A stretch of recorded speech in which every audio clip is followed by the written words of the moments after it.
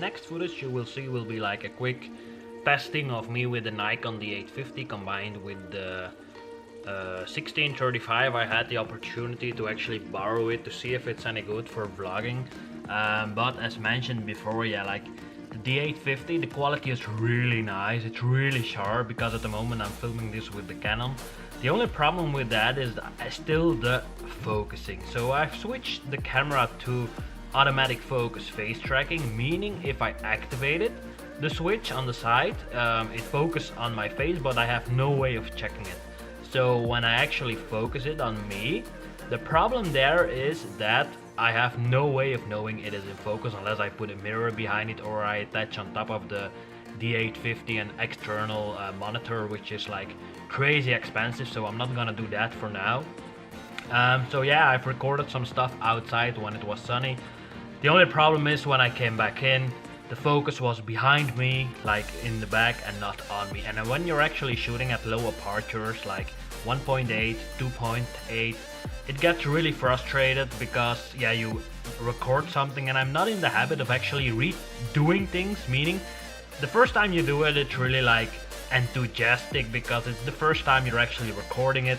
If you do it yeah, let's say 2, 3, 4, 5, 6 times again, in the end the energy in the footage is like totally gone. So that's why I try to do everything in a one take, just to be sure that you get the energy I have when I'm recording my videos, my vlogs, over to you, so you, the watcher of my YouTube video vlogs and videos, actually have some sort of idea what I'm actually recording and why that I still enjoy recording these things. So I've bought myself the ND filter.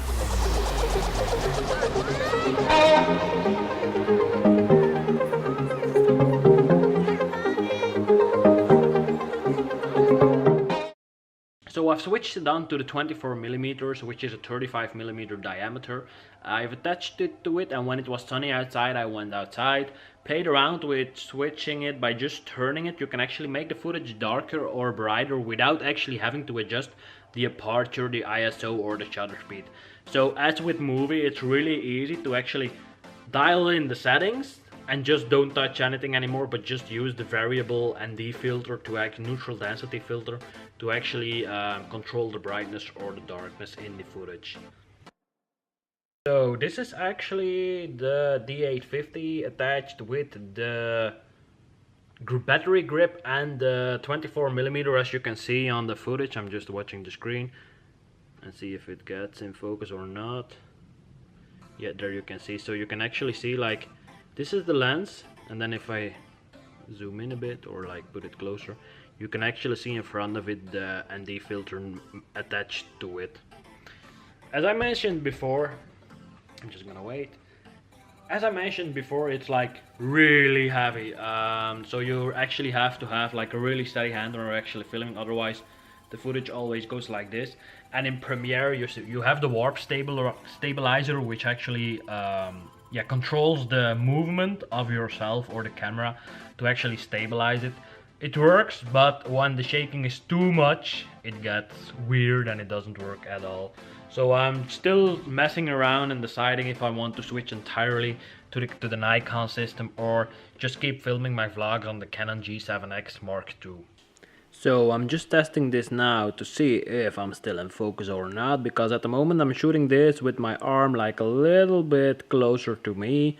I'm shaking a bit, but it's just checking to see what it says. So yeah, let's see if I put it like this. It should be straight centered, and let's see what we have now with the 1635 from Nikon.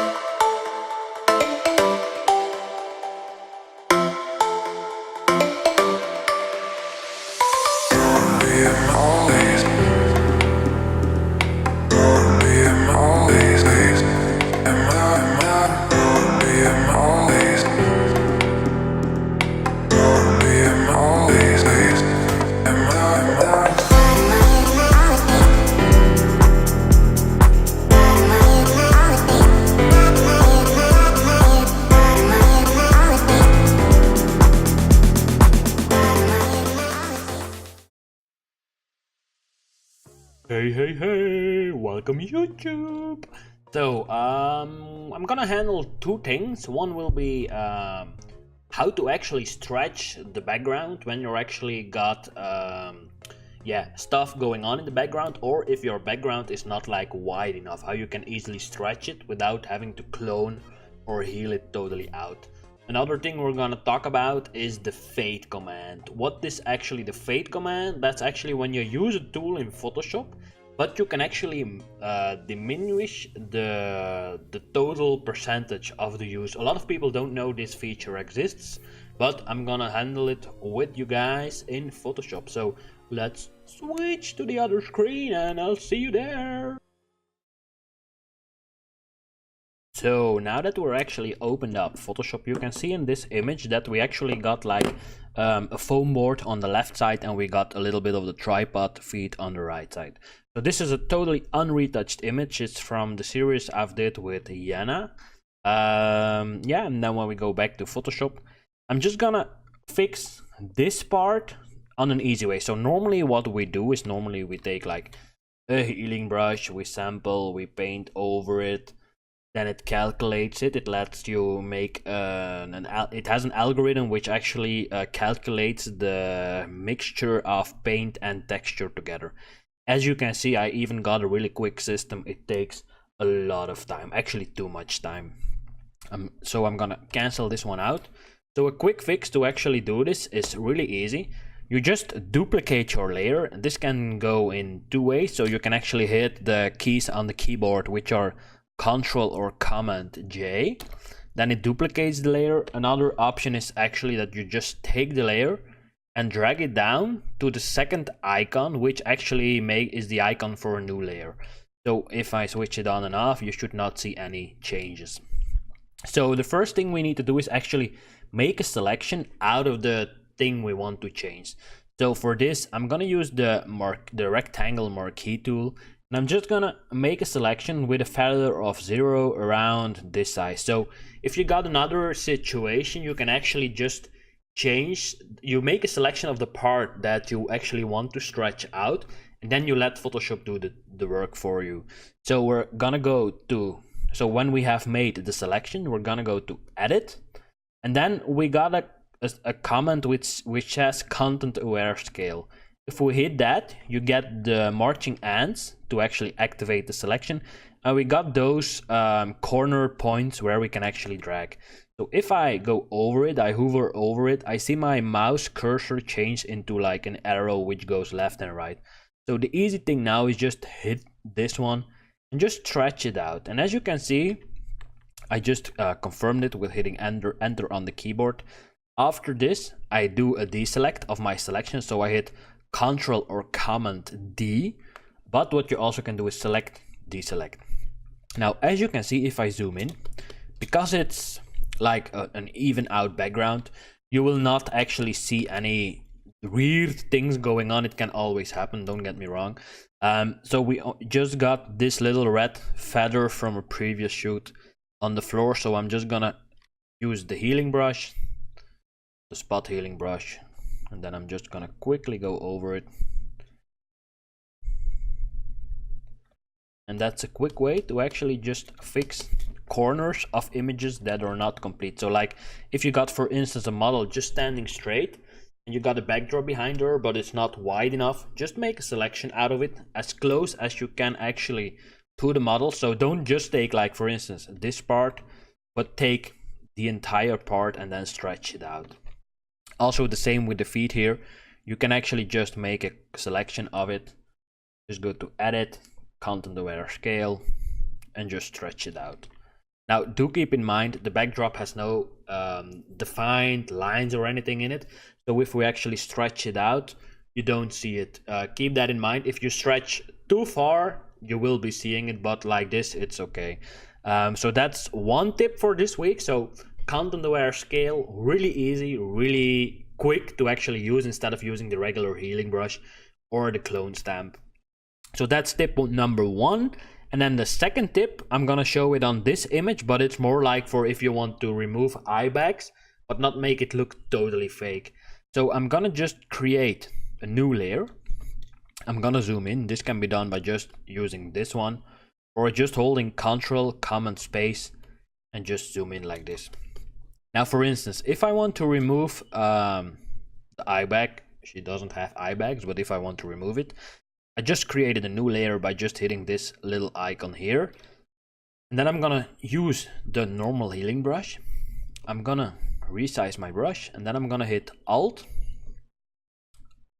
near the area, Alt, and then I'm just gonna sample the texture I want to put over it. Now, for instance, if I want to remove the eye bag on this one, what I can do is sample under it and then just go over it. Now, if I zoom out, you see it's way too much. It blends too much the color of the eye makeup with the skin tones.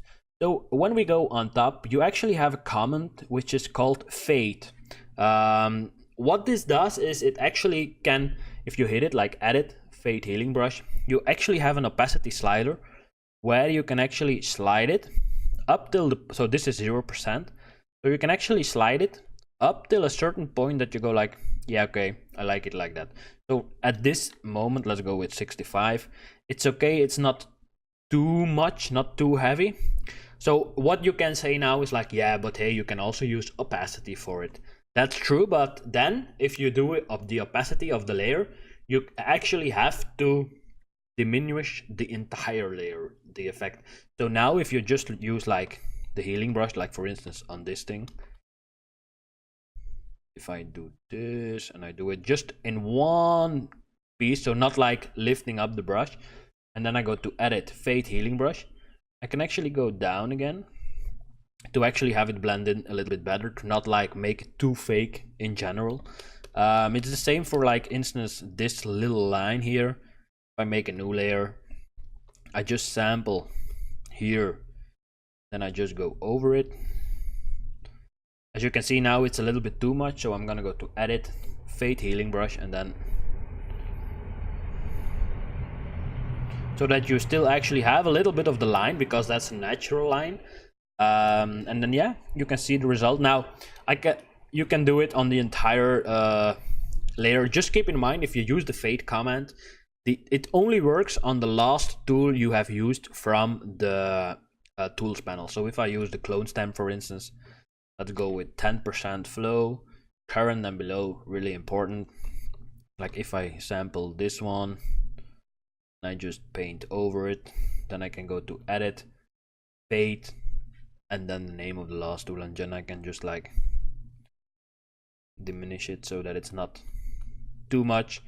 And even then, because I'm doing small things now, I can still reduce the opacity to actually even it out a little bit more.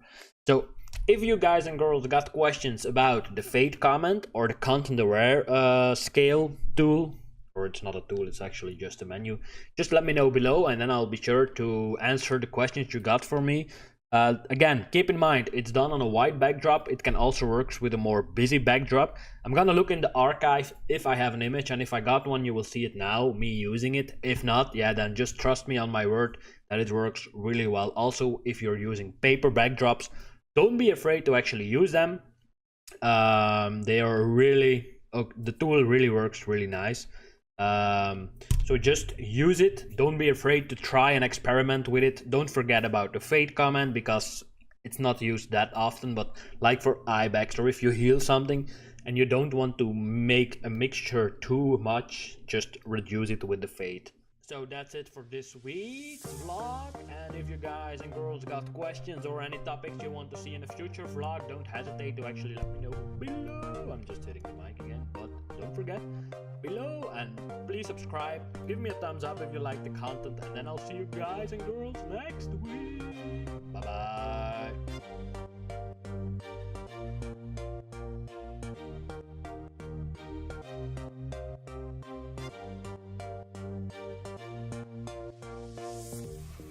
Next week in the vlog, I will be talking about this little box. It has some adjustment rings in it to actually make it possible to put like the biggest filters you have for your glass onto different diameters of lenses, because that's the problem I have now at the moment. I've bought myself now the 35 ring from Hoya, But if I have to buy it like for the 24, the 24 millimeter, the 14, 24 mil, if I have to buy all the different diameters, it costs like a crazy lot of money if you buy good glass. So I've bought these. I'm not sure if they will work. I'm gonna do like an out of the box unboxing or whatever you call it. And then I'm just gonna see if it works, how it works, because in 10 days from now, it's now Monday, in 10 days from now I will be gone for 1 week to Ibiza to actually go and scout locations and shoot some footage and a little bit of holiday. But yeah, that's the idea. So this box, this crazy box, you can eat it. This box, it has some changeable adapters in it to put like a 70 millimeter polarizer or ND filter or neutral density filter or anything onto the other diameters.